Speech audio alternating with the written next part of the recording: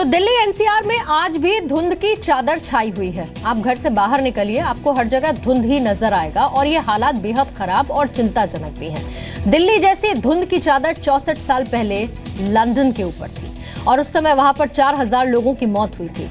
आप सोचिए ये मंजर कितना खतरनाक रहा होगा। लेकिन सवाल ये कि दिल्ली को इस धुंध से कैसे बचाया जाए? क्या दिल्ली में लंदन वाले हालात हुए?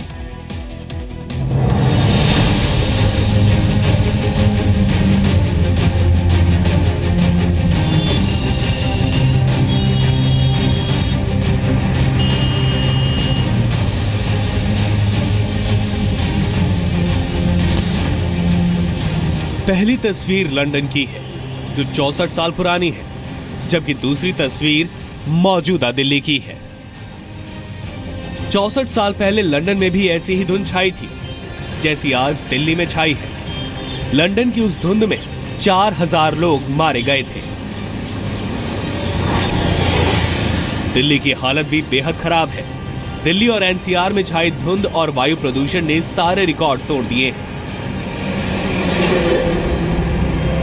हवा इतनी जहरीली हो चुकी है कि जानकार चेतावनी दे रहे हैं कि हालात जल्द ना सुधारे तो लंदन में 1952 में हुई हजारों मौतों जैसे हालात भारत में भी हो सकते हैं।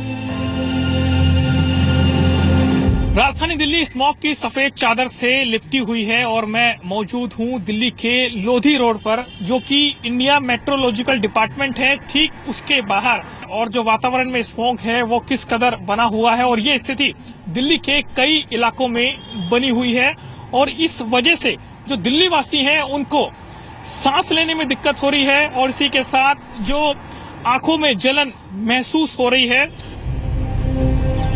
दुनिया ने दिल्ली की ऐसी भयानक तस्वीर आज तक नहीं देखी थी। दिल्ली बीते 8 दिन से जहरीली गैसों में सांस ले रही है। प्रदूषण का हाल ये है कि दिल्ली में बच्चे से बूढ़े तक जो भी सांस ले रहा है उसके जिस्म में रोज 40 सिगरेट जितना जहर पहुंच रहा है। सड़क पर लोगों की आंखें जल रही हैं और सांसों के जरिए जहरीली हवा बीमार कर रही है। दिल्ली की हवा तय मानकों से 17 गुना ज्यादा प्रदूषित हो चुकी है। हालात ये हुए कि देश में पहली बार लोगों को सांस लेने की आजादी के लिए सड़क पर उतरना पड़ा। लोगों ने सांस लेने के अधिकार के लिए प्रदर्शन किया।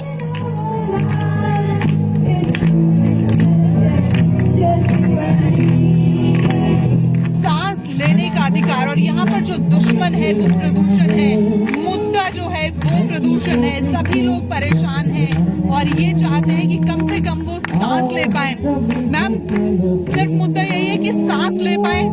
राइट नाउ यस, सिर्फ यही मुद्दा है कि सांस लेना इतना डिफिकल्ट हो रखा है। राइट नाउ द मुद्दा इज ओनली दिस। आप इसके लिए किसको जिम्मेदार मानते हैं? Us, the citizens, we have spoiled the environment badly by polluting it in every possible manner. आज का ये जो विरोध है ये किसके खिलाफ है? ये पोल्यूटेड एनवायरनमेंट के अगेंस्ट है और हम सब स्कूल से हैं, the RD school, we all educationalist who teach children every day and we have come to fight for the basic right which is the right to breathe. If they are not healthy we can't reach them. 31 अक्टूबर यानी दीपावली के बाद से ही Delhi danger zone में है। दिल्ली में PM स्तर 60 होना चाहिए, लेकिन इन 6 दिनों में औसतन 5 गुना से ज्यादा रहा है। 25 से 30% बाहर से प्रदूषण आता है, एनसीआर क्षेत्र के बाहर से। एनसीआर क्षेत्र के अंदर 70% प्रदूषण हो रहा है। प्रदूषण का प्रमुख कारण एनसीआर क्षेत्र में यह है कि गाड़ियों की संख्या बेहिसाब है। यहाँ डीजल व्हीकल्स की संख्या कारों में बहुत ज़्यादा बढ़ गई है और ट्रक्स भी पॉल्यूशन करती हैं। पॉल्यूशन टैक्स लगाया गया है दिल्ली में एंट्री के लिए, परंतु ये दूसरे एनसीआर के शहरों में लागू नहीं है। इंडस्ट्रियल एस्टेट्स हैं दिल्ली के आसपास, उसमें बेहिसाब प्रदूषण होता है। वो अभी भी कोल यूज़ कर रही हैं, पुरानी टेक्नोलॉजी में हैं, उनके ऊपर एक्शन लेने की ज़रूरत है। ब्रिक किल्स, ईंट के भट्टे, चूँकि दिल्ली के आसपास काफ़ी ज़्यादा कंस्ट्रक्शन भी हो रहा है, बिल्डिंगें बन रही हैं, तो ईंट के भट्टों में तमाम तरह के फ्यूल्स यूज़ होते हैं जिससे बहुत ज़्यादा प्रदूषण होता है और वो बहुत ही पुरानी टेक्नोलॉजी में चल रही है। एयर क्वालिटी रविवार को इस सीजन के सबसे निचले स्तर पर पहुंच गई। सुबह जो लोग जॉगिंग करने या साइकिलिंग करने निकल रहे हैं उन्हें मास्क लगाना पड़ रहा है। इस तरह से मास्क पहनकर साइकिलिंग कर रहे हैं आप, क्यों? मैम, इतना ज़्यादा स्मोक हो चुका है आज दिल्ली में कि बाहर सांस लेने में परेशानी हो रही है। अगर मास्क लगा के ना निकलें तो फिर बहुत ही तबीयत खराब होने का डर रहता है। किसी तरह की हेल्थ रिलेटेड प्रॉब्लम्स अभी तक आपने फेस की पिछले कुछ दिनों में? बस गले में वो जो खराश टाइप रहती है, किसी से भी पूछ लीजिए, वो सबके साथ हो रहा है वही। दिल्ली में इस बार 17 सालों में सबसे ज्यादा धुंध हो रही है, जिसने लोगों की सांस पर इमरजेंसी लगा दी है।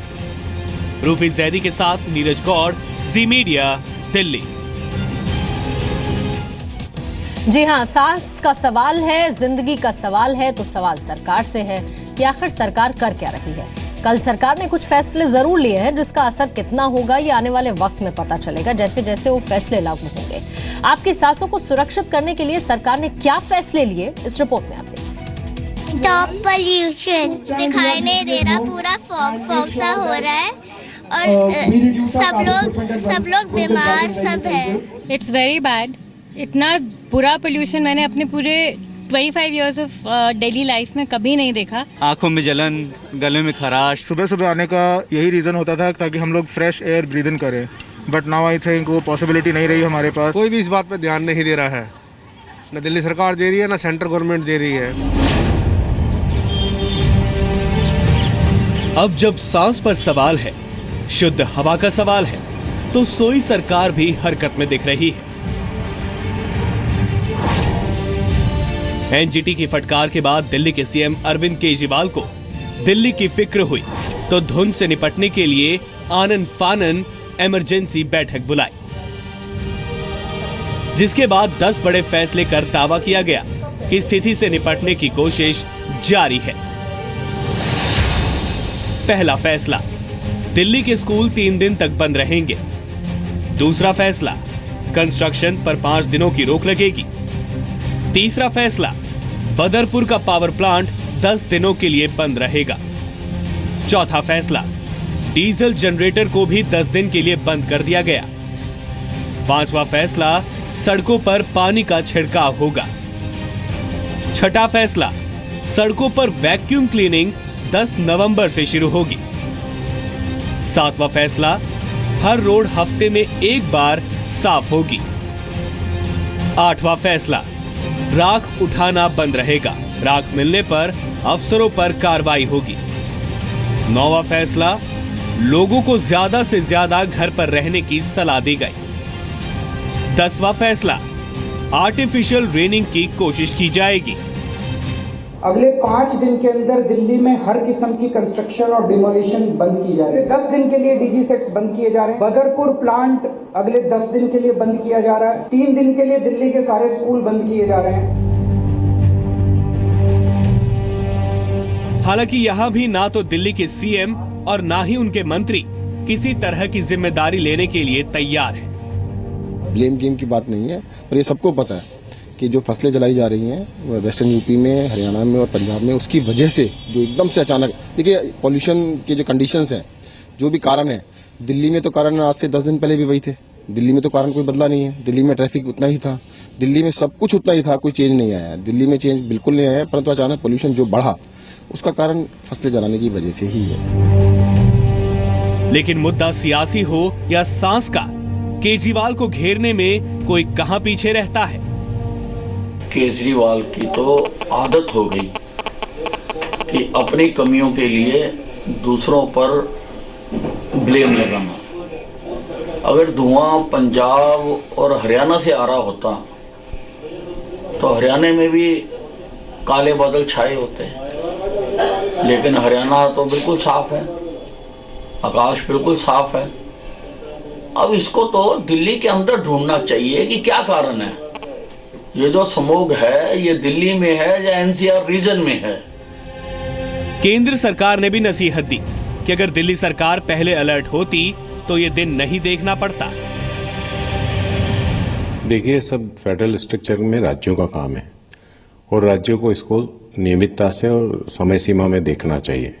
हमारा pollution control board, NGT, judiciary भी इस संबंध में कहती चली आई है। तो अच्छा ये होगा कि किसी प्रकार के ब्लेम गेम में आने के बजाय, किसी दूसरे को किसी समस्या के लिए जवाबदार ठहराने के बजाय या समस्या में राजनीति करने के बजाय समस्या का निदान किया जाए तो ज्यादा अच्छा है। लेकिन इस सियासत के बीच सवाल सांस का है, आखिर दिल्ली को कब तक गैस चैम्बर बनाया रखा जाएगा?